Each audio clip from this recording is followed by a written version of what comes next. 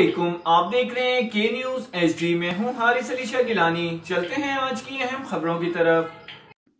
दिलचस्प और हैरत अंगेज खबर से मुत्तला करेंगे। 5 माह में 7 शादियां करने वाली सरगोदा की दोशीज़ा गिरफ्तार। जौहर कॉलोनी की 18 साल सना ने 5 माह में 7 शादियां की और अपने शौहरों के घरों का सफाया करके गायब हो गई। सरगोदा के इलाके जौहर कॉलोनी की रिहायशी 18 साल सना ने 5 माह में 7 नौजवानों को बेवकूफ़ बनाया और उनसे शादी करके लूटने के बाद फरार हो गई। ताहम सना अब कानून के शिकंजे में आ चुकी है और उसे जेल भेज दिया गया।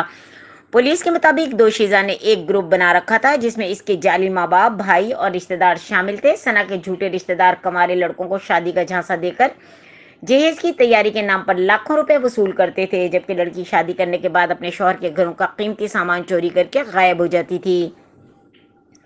पुलिस हुक्काम का कहना है कि नौसरबाज गिरोह का इंकिशाफ उस वक्त हुआ जब लड़की से शादी करने और लूटने वाले 2 नौजवानों ने पुलिस को दरखास्त दी और सेशन कोर्ट में अपने अपने निकाहनामे पेश किए।